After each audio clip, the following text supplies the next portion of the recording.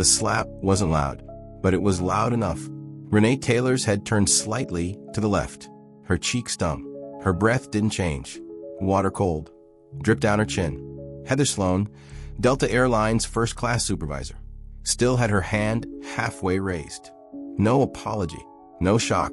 Just that sharp, flat tone. Back to your proper seat. I won't ask again. The first-class cabin on Flight 745, Atlanta to San Francisco, went still. No gasps. No defense. Just silence, wrapped in shock. A man in Tubi stared, but didn't speak. A young woman across the aisle raised her phone, then hesitated. Nobody moved, except Renee. She didn't flinch, didn't stand, didn't speak fast. She reached for a napkin, wiped the water off her lap, then looked up. Her voice was calm, measured, quiet enough to make people lean in. You just struck a woman who has lifetime executive access on every Delta flight because she looks like someone who doesn't. They thought she was out of place. They didn't know they were standing on a system she helped design and fund. And that slap wasn't the start of chaos. It was the start of collapse. Seeing someone get publicly humiliated. And everyone looked away? You don't have to explain it. You don't have to relive it. But if it stayed with you, comment, I saw it too. Renee Taylor never traveled to be seen. At 42, she'd long made peace with being underestimated. It didn't bother her, not the way it used to. In fact, she'd learned to prefer it. She knew what came with being noticed too early. People watched you for the wrong reasons. Drew conclusions based on things that didn't matter. Your hair, your shoes, your voice, your silence. That's why she walked into Hartsfield-Jackson Atlanta International Airport like any other frequent flyer. Focused, comfortable, and invisible. She wore a plain black t-shirt, slate gray joggers, a soft canvas backpack with no logo, and black sneakers worn clean but tired. Her face carried no makeup. Her curls were pulled into a loose knot. On her left hand, she wore a single ring, engraved with the initials L and M, her daughter's names, Lena and Maya. People didn't stop and stare, and that suited her just fine. The airport pulsed with a typical rhythm. Boarding calls layered over gate changes, children dragging suitcases, executives whispering into Bluetooth mics. She made her way to the Delta One priority check-in counter. There were only two people ahead of her, both men, both white, both carrying noise-canceling headphones and monogrammed duffel bags. One cracked a joke to the agent. You know TSA stands for 1,000 standing around, right? The agent laughed like she hadn't heard it 100 times. She took his ID, printed his pass, and called the next person forward. Then it was Renee's turn. The agent glanced up, paused. Her eyes briefly swept Renee's outfit, the worn shoes, the frizz at the crown of her head, before settling into a plastic smile. Are you flying basic economy, or? Renee simply slid her phone forward. Delta One, seat 1A, clear as day. The agent blinked, then gave a strained smile. Of course. My apologies. Just verifying. Sure. She took her pass and walked away. She didn't stop at the Sky Club, though her status allowed it. She didn't care for luxury couches or forced smiles over flat champagne. Instead, she found a quiet corner near gate B17, sat with her back to the wall, and opened her tablet. 3 emails waited. A proposal from her legal team about licensing her AI platform to state-run schools in Arizona. A reminder from Delta's strategy office about her meeting in San Francisco. We're honored to have your leadership presence on the West Coast rollout. And one from her assistant. Don't forget to eat. I packed protein bars in your side pocket. She smiled at that one, then leaned her head back, closed her eyes briefly and listened. Not just to the airport, to the pattern beneath it. People like Renee weren't often invited into rooms like these, so she'd learned to listen first. When she arrived at the gate, Heather Sloan was already there.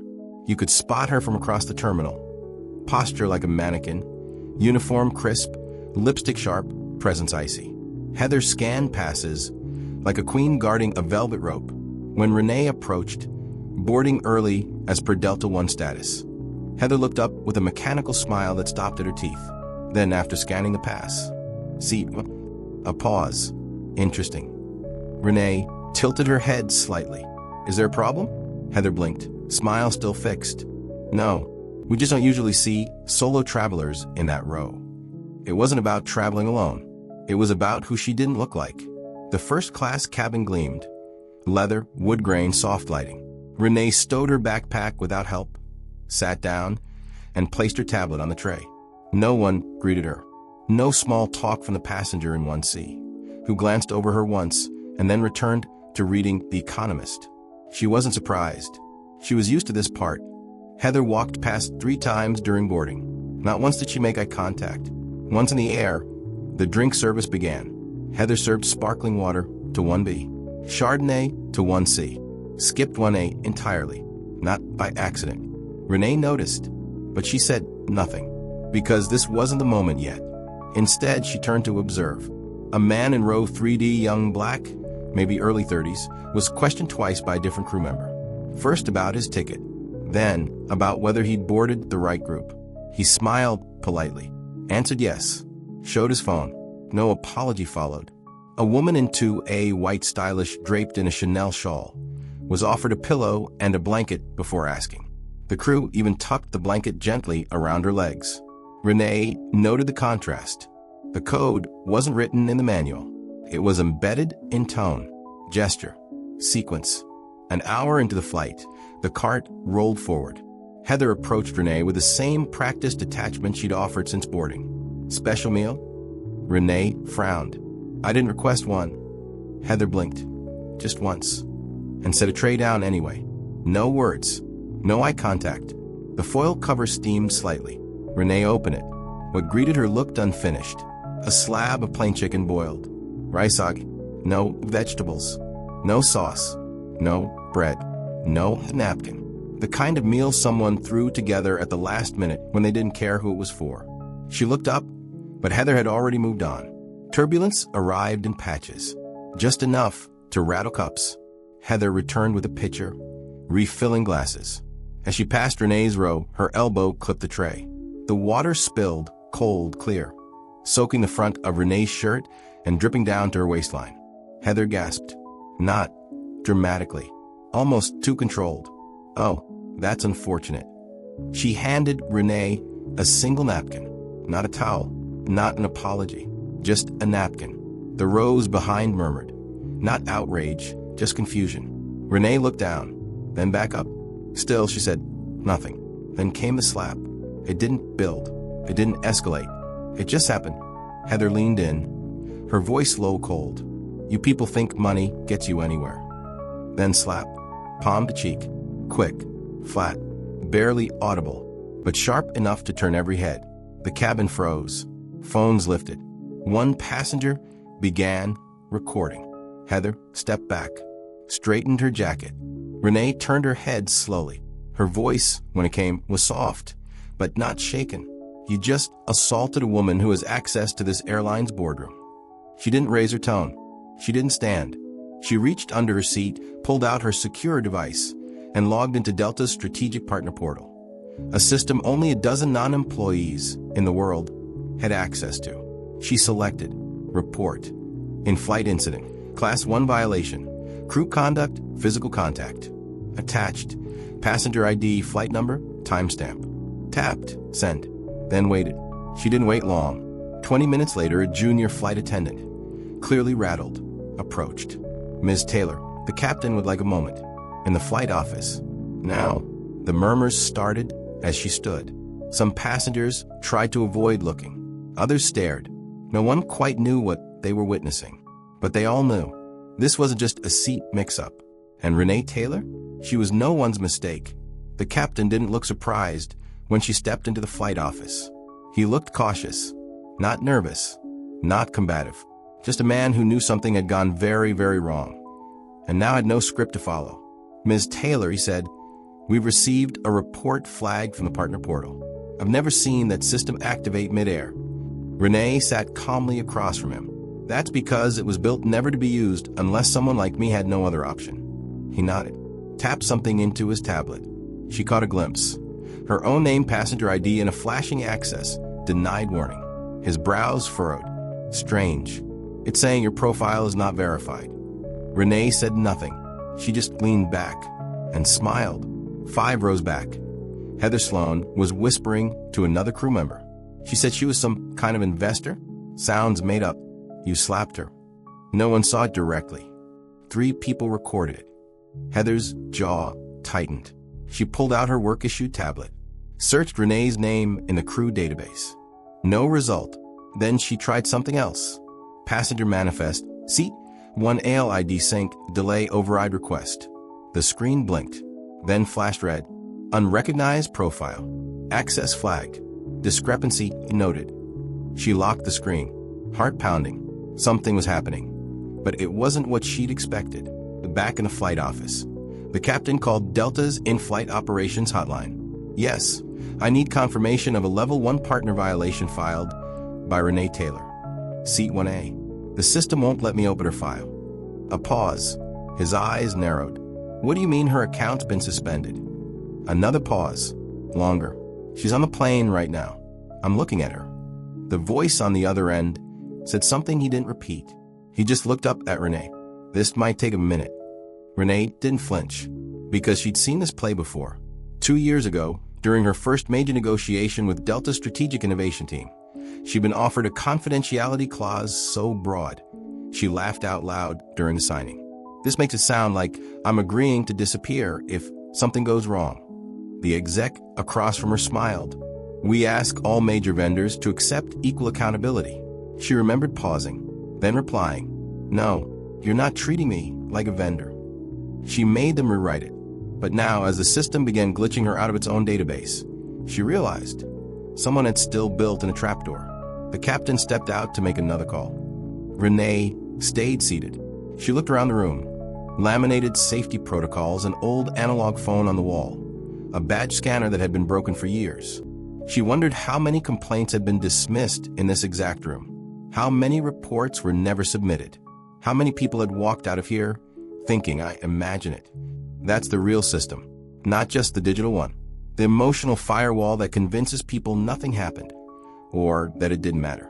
She pulled out her phone and began typing notes. Back in the cabin, word had spread. Passengers weren't sure what they'd seen, but they knew enough to talk. 1C whispered to 2B, she's some tech exec, might be suing the airline. 2A muttered, well, she was pretty calm for someone who got slapped. And someone in row 4 posted a blurry shot of Renee walking into the cockpit, along with a caption. Drama in Delta First Class. Black woman in 1A just got into it with flight lead. Calm AFO. Within 15 minutes, the post had over 2,000 likes. It hadn't even landed yet. Heather, meanwhile, was sweating. Her earlier confidence, that these people energy, had shrunk into tight, twitchy glances. She refreshed her crew system again. Now it showed Renee Taylor, profile, shadow class partner, privilege level, red flag active. What did that mean? Why red?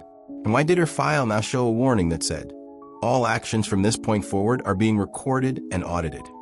Heather stepped into the galley, poured herself water, missed the cup. The turbulence wasn't in the air. It was inside her own body now. The plane was halfway to San Francisco when the system started resetting. Suddenly, Renee's account reappeared in full, with an audit trail showing temporary suppression due to clerical update. Bullshit. It was a failsafe, an intentional one, a trigger designed to erase high-clearance profiles in high-conflict incidents, to give the system time to respond, not the person harmed. Smart, efficient, weaponized under the guise of error. Renee took a screenshot, then another, then emailed herself the logs using a back-channel protocol her CTO had taught her. Always assume the system protects itself first, he once said. Then ask, who's it built to protect last? Now she had her answer. The captain returned. He looked pale. We've spoken with our corporate escalation team. They're restoring your profile now. Renee raised an eyebrow. Why was it removed? He hesitated. It's not supposed to be. But apparently there's a technical cascade when certain flags get pulled. Like crew on passenger violence? He winced. She continued, so when someone like me files a report, your system delays processing by ghosting the complainant. He didn't answer. She didn't expect him to. They landed at SFO under a cloud of confusion. Not from the weather. The sky was blue, almost too blue, but from the silence in the cabin. Everyone knew something had happened, but no one knew how big it really was.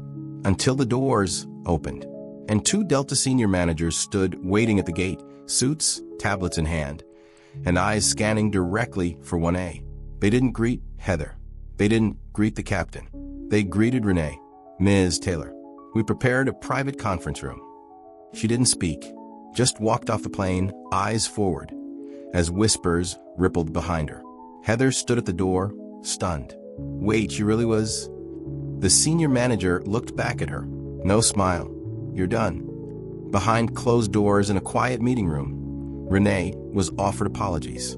Spoken, written, legal. She didn't flinch, didn't respond. She simply took out her phone, opened the screen recording she'd made, and let them watch the playback. The search error, the profile disappearance, the temporary suppression, the delay, and finally, the slap. No sound, just the action. The room went quiet. Then someone whispered, "We're going to have to escalate this to the board." She looked them in the eye. "No, you're going to have to explain to the board why you built a system that erases the people who keep it running." And she walked out. The meeting room at San Francisco International was sleek, private, and absurdly cold. Renee didn't sit. She stood by the window, arms crossed, watching a line of planes taxi across the tarmac, each one a symbol of what they claimed to be: order, precision, prestige. Behind her, the legal rep from Delta, a young man named Travis who looked like he rehearsed empathy in front of mirrors, was rambling. "We deeply regret this incident. It doesn't reflect the values of the Delta family, and we want to assure you that steps will be taken." Renee turned. "Steps have already been taken. By me." He stopped. She reached into her coat and pulled out a slim folder.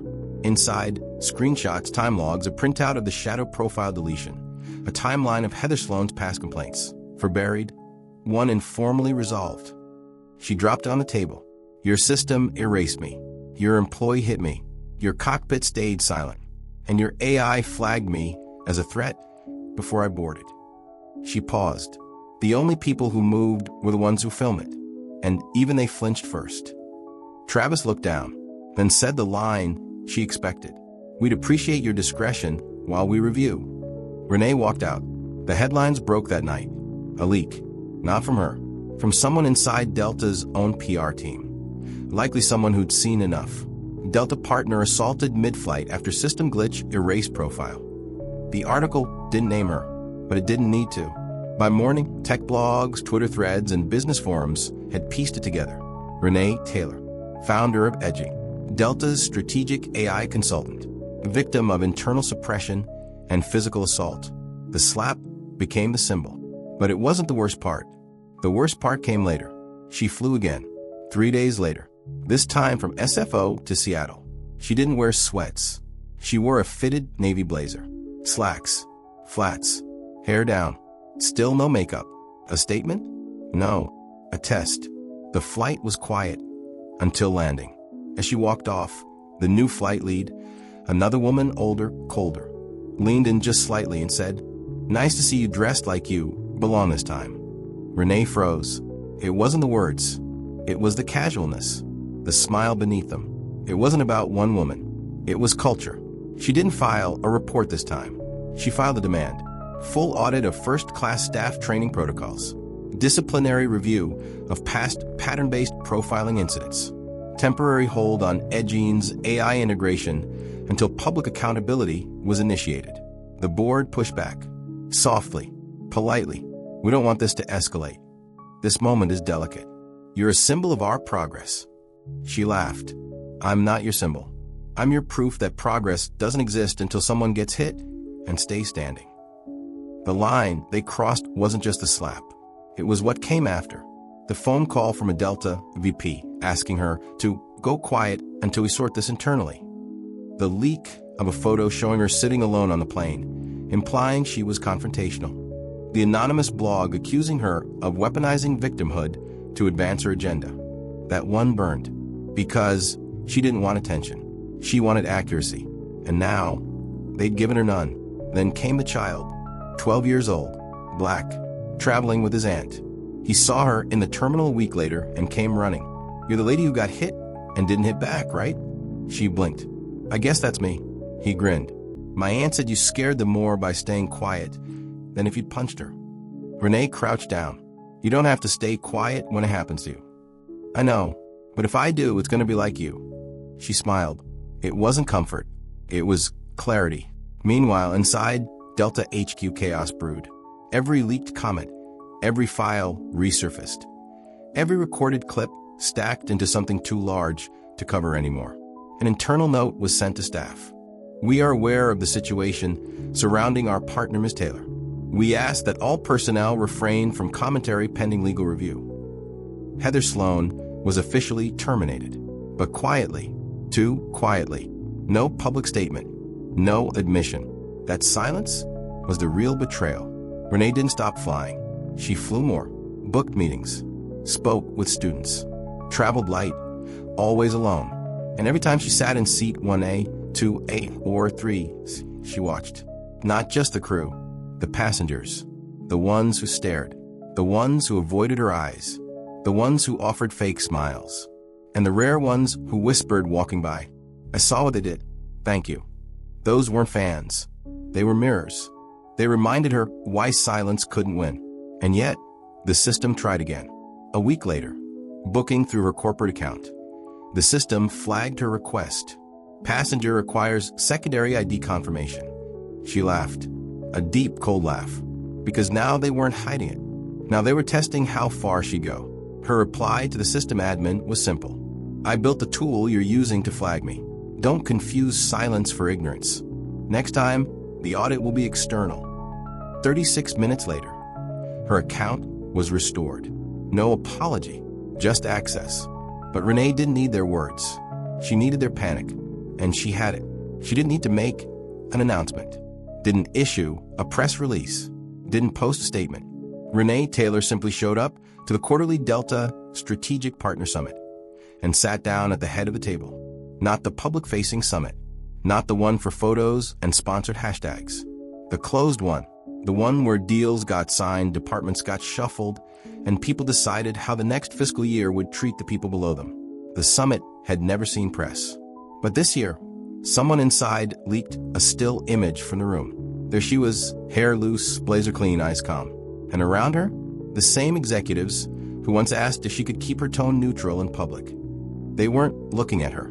They were watching her, like she'd become a storm they had no umbrella for. She didn't raise her voice, didn't need to. Instead, she opened her laptop and projected screen. A breakdown of passenger incident reports by race and gender.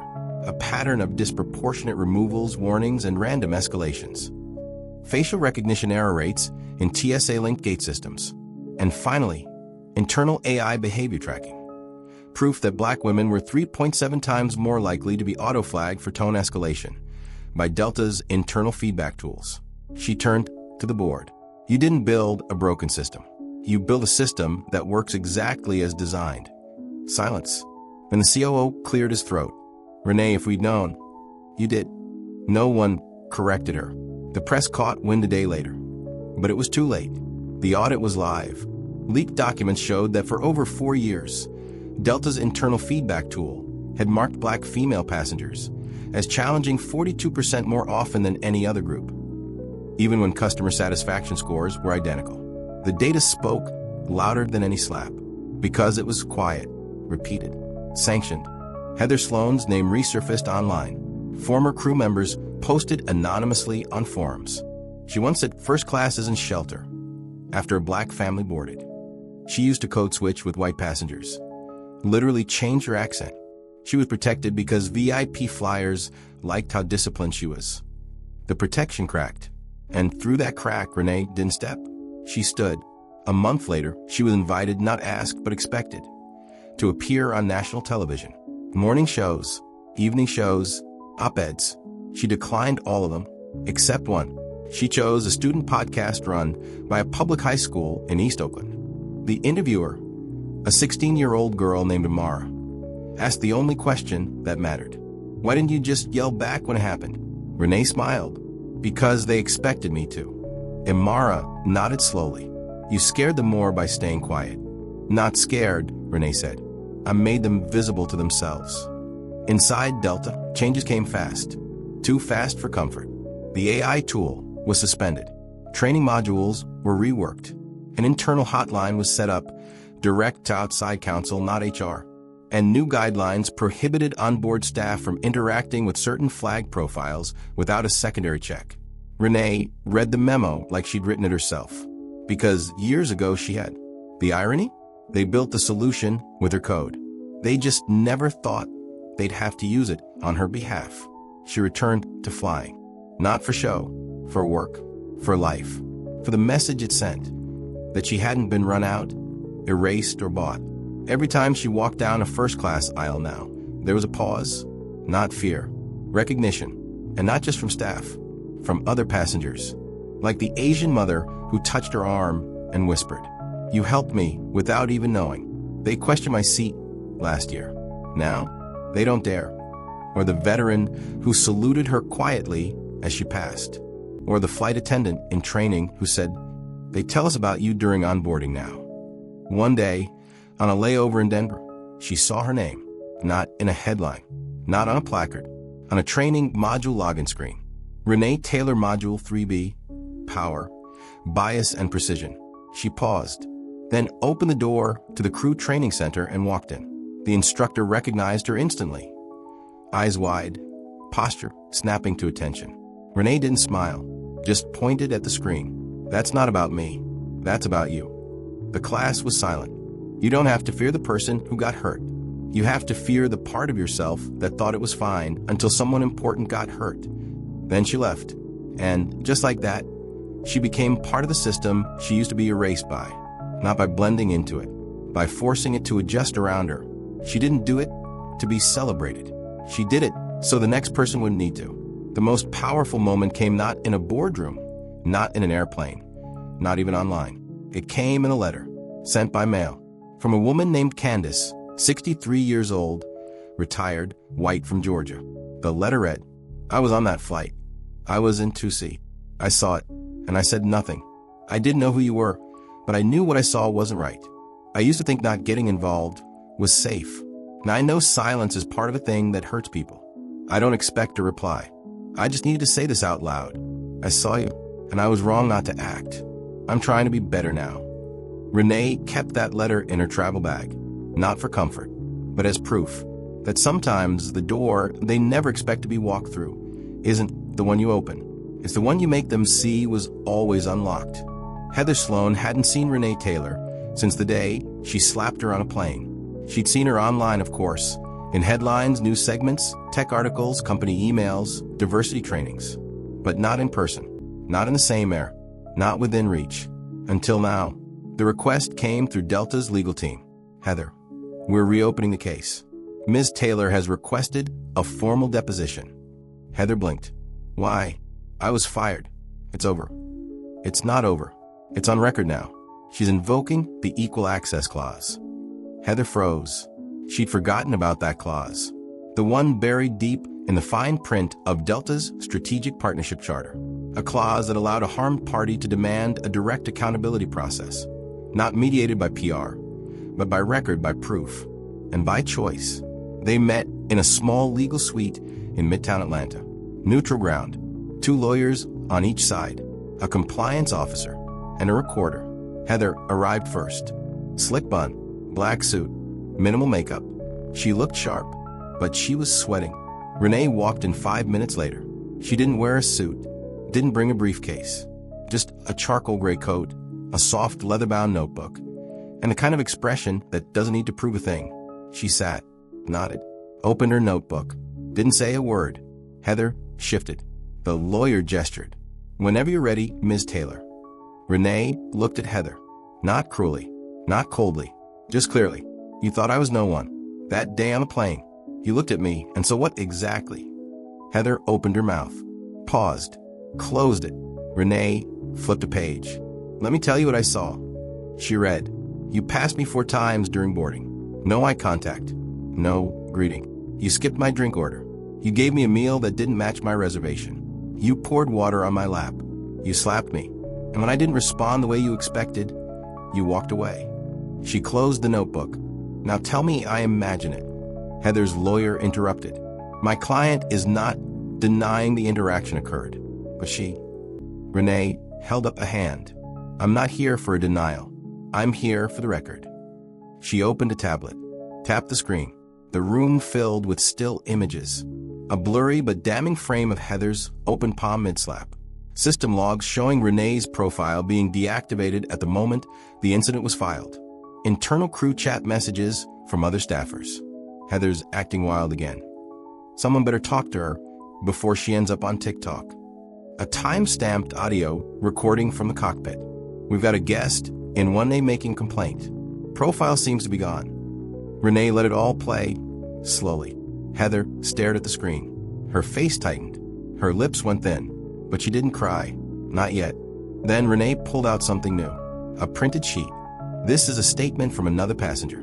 "Tusi, she saw you slap me. She didn't say anything then, but she sent me this." She read aloud. "I thought she'd be escorted off. I thought she'd cry. But she just sat there. I knew I'd watch something that would follow me for the rest of my life." Renee folded the paper. "Set it down. You didn't just hit me. You gave permission to everyone else in that cabin to treat me like I didn't belong." Heather finally spoke. Her voice was tight, measured, familiar. "I didn't know who you were."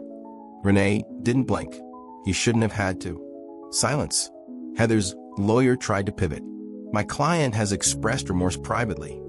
But given the media fallout and the reemployment challenges she's faced, she hopes." "This isn't about employment," Renee said. "It's about closure with consequences." She turned to the compliance officer. "I'm not asking for an apology. I'm requesting 3 actions." The room straightened. 1. That this incident be documented in all future bias training materials across Delta and its affiliates, with names redacted, but facts intact. 2. That internal disciplinary records reflect the escalation protocol was bypassed by cabin leadership. And 3. That Ms. Sloan be barred from reemployment in any aviation capacity involving direct customer interaction. Heather flinched. "You want to end my career?" Renee raised an eyebrow. "You ended it when you raised your hand. I'm just putting it in writing." The compliance officer nodded slowly. "We'll take it under review."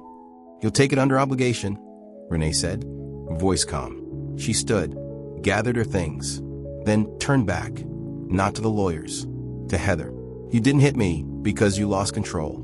You hit me because you had it, because you thought no one would stop you." She paused. "And now you know what it feels like to be seen, not for who you pretend to be, but for what you did when you thought no one was watching." She walked out. 3 weeks later, Delta confirmed all 3 actions. The training module was updated.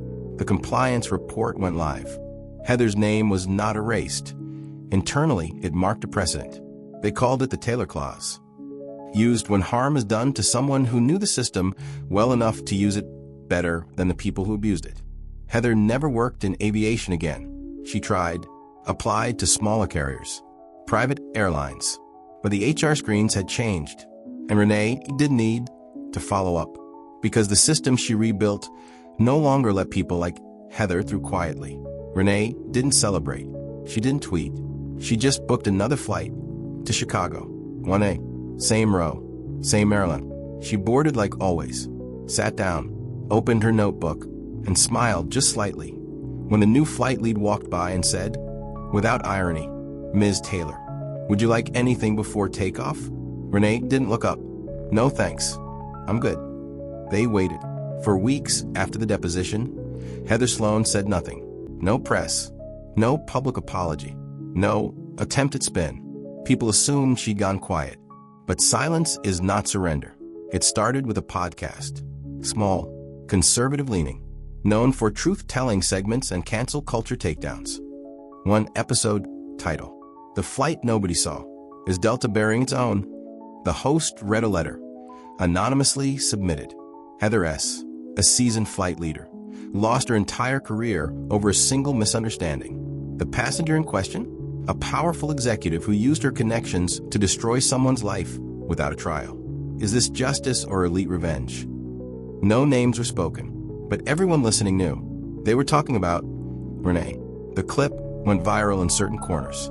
Suddenly, Renee's name, the one she tried to keep off trending pages, was back. But this time it wasn't being praised. It was being questioned. Did she overreact? Why didn't she say something sooner? Did she really get slapped? Or was it just a misunderstanding blown up by the media? One user wrote, "She weaponized her silence, made herself a martyr." That one hit hard, not because it was true, because it showed how easy it was to rewrite truth when no camera catches sound. Then came the document leak. An old internal memo from Renee's company, Edgene, surfaced online. Years old, outdated, but badly phrased. A line from her head of operations. "We don't prioritize traditional customer service metrics. What matters is measurable impact, not comfort."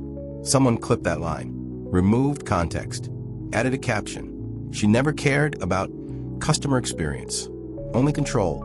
It spread fast, not among her base, but among the unsure, the reasonable middle, the kind of people who don't comment, but slowly back away. The media picked it up.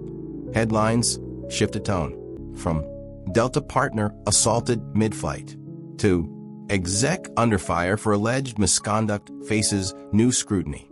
One anchor raised a brow and asked, "Is this a case of real bias, or just power being used from the other side this time?" Renee watched the clip in her apartment, didn't flinch, but for the first time in months, she felt tired. Her inbox filled with interview requests, but they weren't asking for her story. They were asking for a reaction. "Would you like to comment on the growing backlash? Do you regret filing your report the way you did? Have you considered Heather's side of the story?" Renee replied to none of them.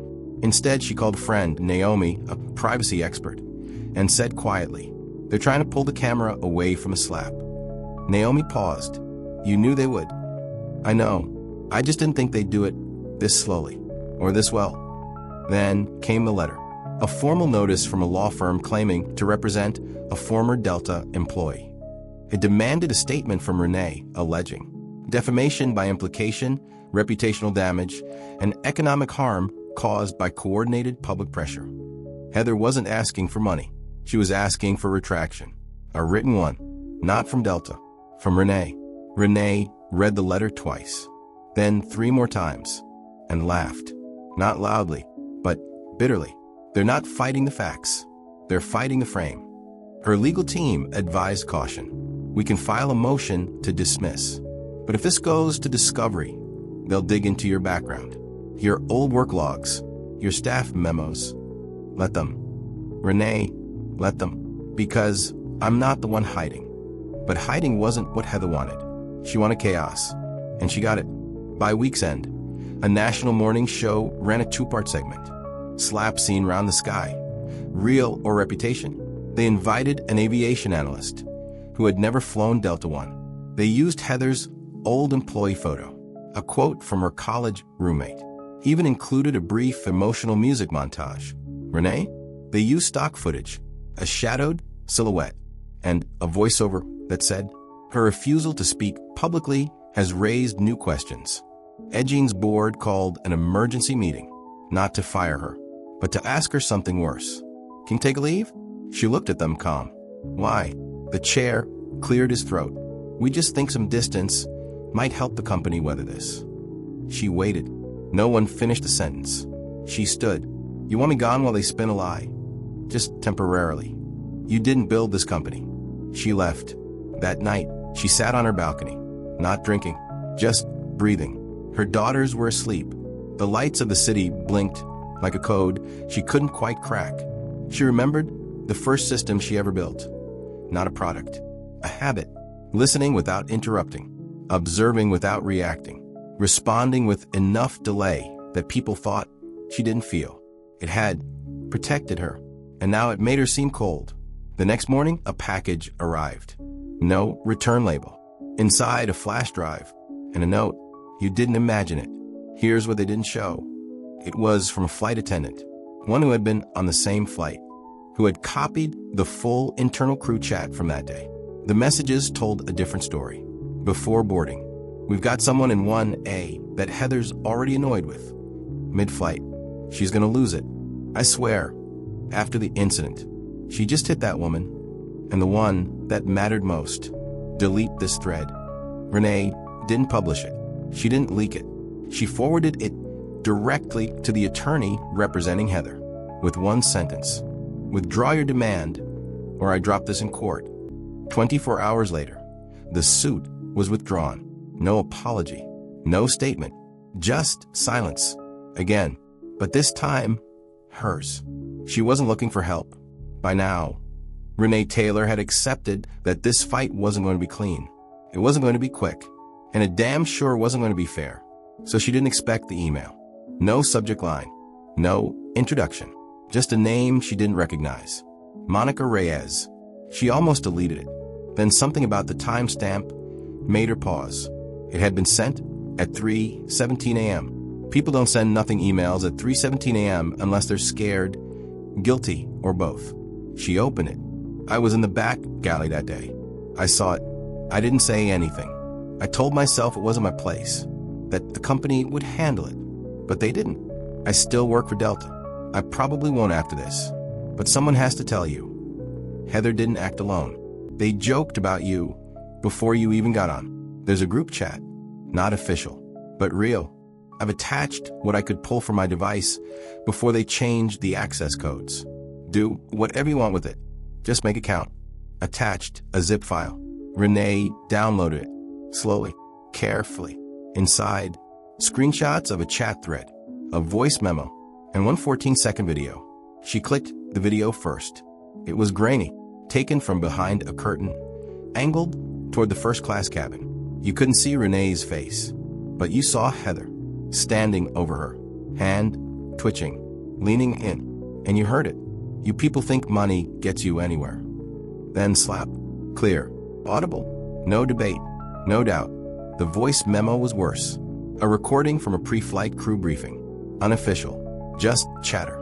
Someone, not Heather, says, one SMDI exec probably thinks she runs the place. Another voice responds, as long as she keeps quiet, I don't care. Just don't give her extra. Laughter. Then Heather's voice. Maybe she'll take the hint and go sit with the rest of economy. No one stopped her. No one objected. They just laughed again. Renee stared at the screen. No tears. Just something heavier. Not pain. Proof. And for the first time in weeks, she felt her spine relax. Because this time, she wouldn't be the one speaking. The system would speak for her. She sent the files to her legal team. They confirmed what she already knew. The metadata was intact. The identities could be matched. The silence, even without faces, was damning. But the real shock came an hour later. A paralegal, digging into old records, messaged her. We think we found something else. From years ago, about Heather. It was a buried misconduct report, filed 3 years earlier by a junior crew member. Allegations of racially motivated seating changes. Nothing came of it. Why? The report had been marked unsubstantiated. Record not retained. But the paralegal found a backup. Delta had changed their archiving system 2 years ago, and someone, maybe by mistake, maybe on purpose, hadn't fully scrubbed the old drive. The report lived. And now, so did the pattern. Renee didn't go to the press. She didn't leak. She uploaded everything quietly to an encrypted link and sent it to one person, Daniel Green. He was a passenger in 3A. The man who'd filmed the initial slap posted it, then disappeared from the narrative entirely. No interviews, no retweets, nothing. But she'd found him again through the timestamp on her own security report. She emailed him directly. You saw it. You filmed it. Now the rest of the story is yours, too, if you still care. He responded 3 hours later. I never stopped. I just didn't know how to help without making it worse. I've still got the full footage, not just the slap. Everything leading up to it. If I post it, it's all or nothing. You okay with that? She wrote back, yes. 2 days later, the video went live. Not a clip, a timeline. From the boarding process, to the crew whispering, to the meal served wrong, to the spill, to the slap, to Renee's stillness, to the captain's arrival, to the moment she was led to the cockpit, calm, collected, and completely ignored by most of the cabin. And then, over the final frame, just text. She didn't ask for a spotlight. She asked for a seat. And when they hit her, she didn't break. She built the case instead. It hit 1 million views in 6 hours. This time, the reaction was different. Not just loud, sharp, coordinated, informed. Because now there was context. the thing the system had denied her for months. The video was picked up by major outlets, but not as a trending moment, as a case study. Harvard Law published a breakdown of how Renee had used chain of custody logic to prove system bias without ever breaching protocol. The Atlantic ran a piece titled Power, Precision, and the Weaponization of Silence, the Renee Taylor Framework. Even Delta, slow, cautious Delta, released statement. We are aware of new evidence related to the 2023 in-flight incident involving Ms. Renee Taylor. We are reviewing internal practices and the associated personnel actions under new light. New light. They meant undeniable light. And then Heather reappeared. Not in person. A private Facebook video leaked to a journalist. Heather, sitting on a couch, eyes glassy. She wasn't yelling. She wasn't defensive. She was broken. I thought I could get away with it. I didn't mean for it to go that far. But when she didn't react, it scared me. Because I knew I'd crossed a line I couldn't walk back from. And no one stopped me. Not one person in that cabin tried to stop me. Because they thought, like I did, that she was invisible. The video lasted 58 seconds, but it changed everything. Renee didn't respond publicly. She didn't have to, because this time other people spoke. Her old professors, former staff, passengers, even Monica, the flight attendant, posted her own video. I was part of a silence. I won't be again. The tide hadn't turned. It had risen. The video didn't trend. It detonated. Not with noise, but with weight. That's what happens when the receipts are full. When the camera rolls longer than expected. When silence breaks not with a scream, but with a file time-stamped and verified. Within 48 hours, the air shifted. Not just online. Inside the machine, the Delta board called an emergency meeting. Not just because of public pressure. That part they could have managed. They'd weathered storms before. No, this was different. Because for the first time, they weren't facing outrage. They were facing proof. Systemic bias. Suppression of reports. Targeted erasure of internal records. And worst of all, they had known. Pieces of it. Hints. But now they couldn't pretend they hadn't seen the whole thing stitched together. Crystal clear, unspinnable. Resignations began quietly. First, the head of in-flight services, a polished executive with 3 decades of service. He issued a memo citing personal health and family priorities. Everyone knew. Next, a director of partner strategy. Then the internal ethics auditor. By Friday, 5 senior figures had stepped down, not because of guilt, because of exposure. The system was eating itself. Renee didn't make any statements. She didn't attend press conferences. But people kept talking. Not just about her, but around her. In airports. In staff lounges. In conference rooms where HR tried to scrub the words Taylor Clause out of training slides. Only to have someone retype them again by lunch. A policy began to form unofficially. If it feels like you're about to pull a Heather, stop yourself. Airlines operate on structure. Logs. Chains of command. Protocols for every possibility, but they weren't prepared for this one. A passenger they couldn't discredit. A victim they couldn't erase. A truth they couldn't contain.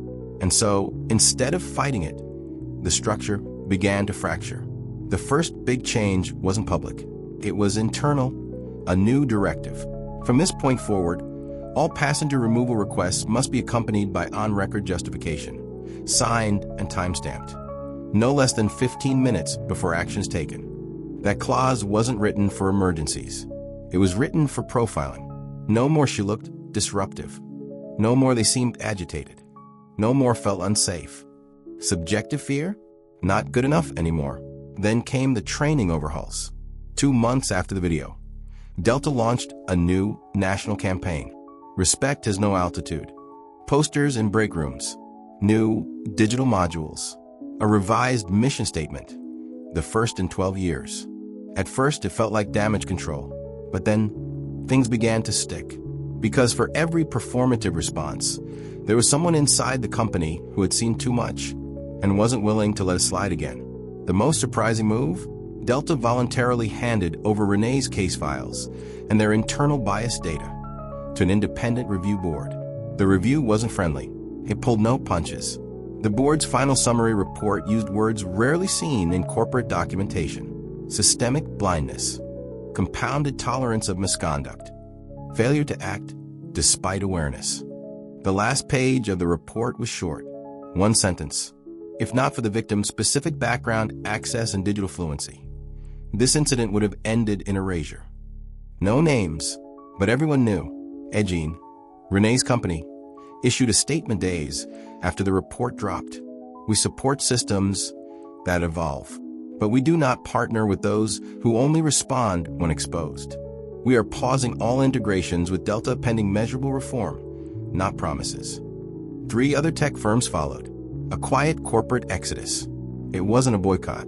It was a recalibration, the kind that systems notice only when money moves. 1 month after the report, a major conference convened in Washington, D.C., Equity and Infrastructure, the future of inclusive travel. Renee didn't headline. She didn't attend. But her name came up again and again. She became a reference point, not a cautionary tale, a standard. They called it a Taylor threshold, the idea that any internal review process must be tested against the question: if this happened to Renee Taylor again, would the system catch it in time? If the answer was no, the system wasn't ready. Heather Sloan vanished from the conversation, not by censorship, by context. The story was no longer about her. It had become about the quiet engineers of culture, the ones who write protocol, approve phrases like disruptive tone, and decide which complaint violate expectations of professionalism. Now those engineers were being audited, and some of them were finally admitting what they'd long whispered. We didn't know it had gone that far. Renee didn't speak, but someone finally did. Her name was Leah, mid-30s, black, flight attendant, 8 years on the job. She posted a thread one morning. The first time I saw Heather reroute a black woman to coach, I told myself maybe it was protocol. The second time, I told myself maybe it was a mistake. The 5th time, I stopped lying. I'm not proud of how long I stayed quiet, but I'm speaking now. Renee Taylor wasn't protected because she was powerful. She was visible enough that we couldn't bury her. I've been invisible too, and I'm done. The post went viral, but more importantly, it echoed.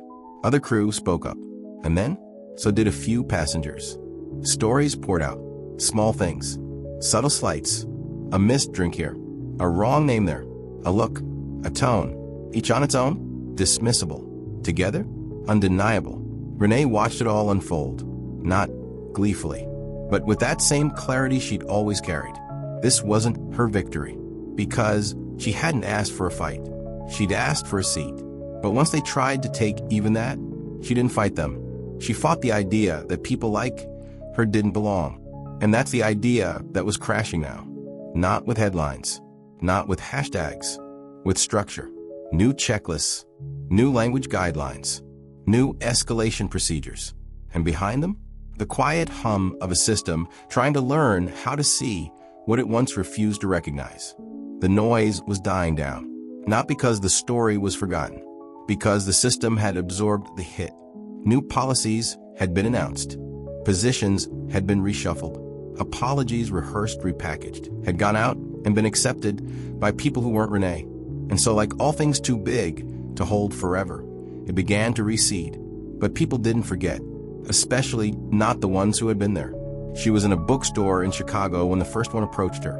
A man in his late 50s, wearing a windbreaker and carrying a book on civil litigation.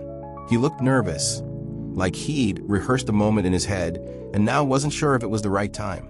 Renee noticed him, smiled politely. He stepped closer. I was on that flight. She said nothing, just waited. 3C. I was the one with the glasses and the stupid neck pillow. A flicker of recognition crossed her face. She remembered the pillow, not the man. He looked down. I saw what happened. I didn't record it. I didn't speak up. I just looked away. A long pause. I thought about it every day after. She nodded, not as forgiveness, just acknowledgement. He took a breath. I'm not asking for anything. I just wanted you to know that I see it now. Not just what happened, but why I didn't do anything. She looked at him for a moment. It's never too late to say something, but it's always too early to act like it didn't happen. He nodded, eyes wet, and walked away. She didn't watch him leave. That same week, an email came in from Candace, the woman who once sat in 2C, the one who'd sent the anonymous apology letter months before. This time, she included her full name, a phone number, and one request. Would you meet me? Renee hesitated. She didn't owe anyone closure, but maybe that wasn't what this was about. They met at a small cafe near the airport. Candace was already there, nervously stirring tea that had long gone cold. She stood when Renee walked in, like a child about to face principal. Renee sat. No hug, no fake warmth, just space. Thank you for coming, Candace said softly. Renee didn't speak. She didn't need to. Candace swallowed. I want to tell you that back then I saw it, all of it, and I didn't move. I didn't even look at you. I told myself it wasn't clear, that maybe it wasn't what I thought. She looked up, eyes tight. But it was, and I didn't want to be the white woman making it worse. That landed, because it was honest, not defensive, not performative, just raw. Renee finally responded. And now, Candace held her gaze. Now I understand that silence is a choice, and I chose wrong. Renee nodded. That's not mine to fix. I know. They sat for another minute. Candace reached into her bag and slid a folded copy of the original apology letter across the table. I wanted you to see that I signed it. I wasn't anonymous forever. Renee touched the paper, didn't open it. I'm not here to forgive you. I'm not here to be forgiven. They looked at each other, and something passed between them. Not peace, not pain, accountability. Word spread, not by press, by whispers. The kind that live in crew rooms, in staff text chains, in HR offices. She didn't ruin anyone's life. She just didn't let them keep pretending. More people stepped forward.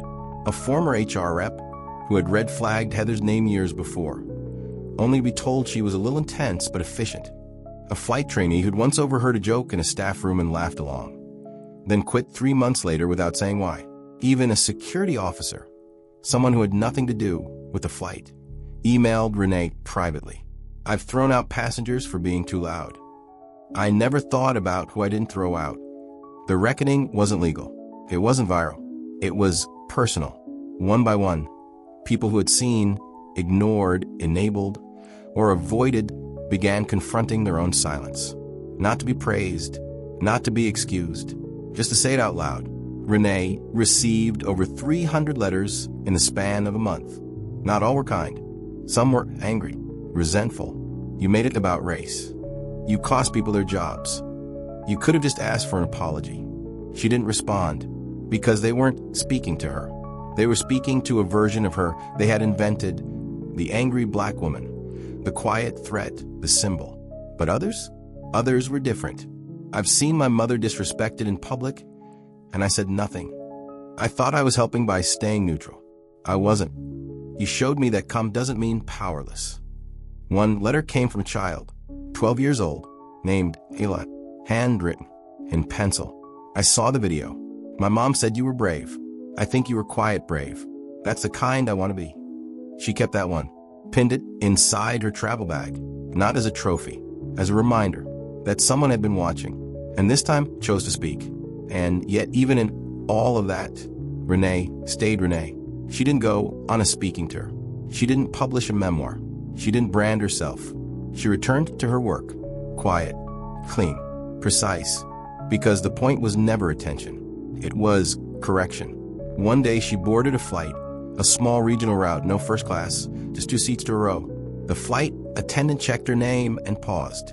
You're her, right? Renee gave a soft smile. Just Renee. The attendant nodded. I just wanted to say we study you now. Not just your case, your silence. That landed hardest of all, because it meant they'd learned not just what happened, but how.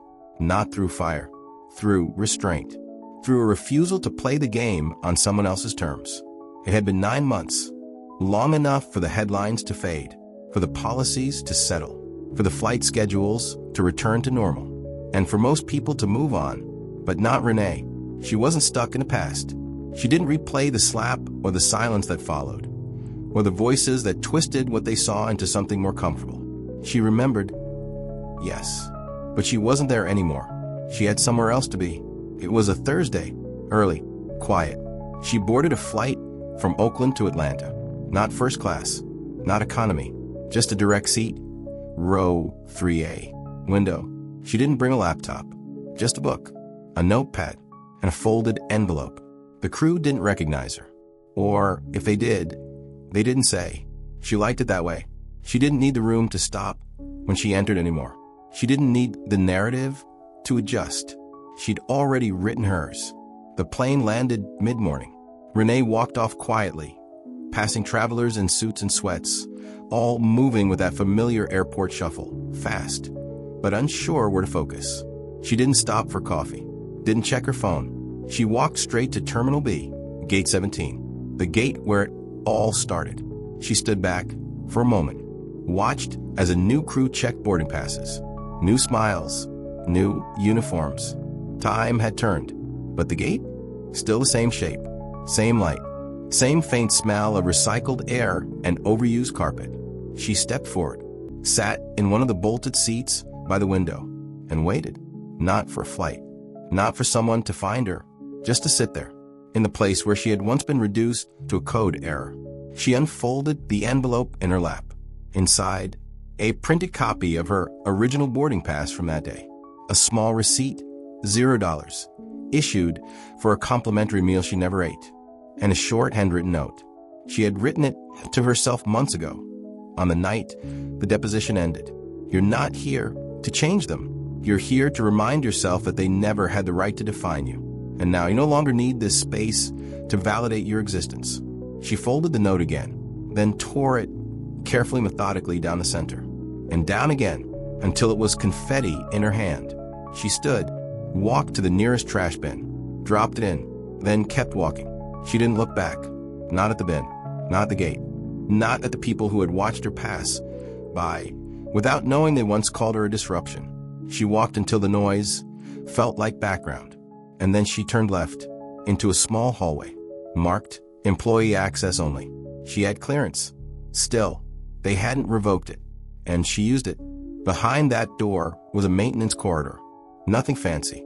Concrete floors, exposed pipes, and at the end of it, a small glass panel with a badge reader. She scanned her ID. It blinked green. Door unlocked. Inside, the archives.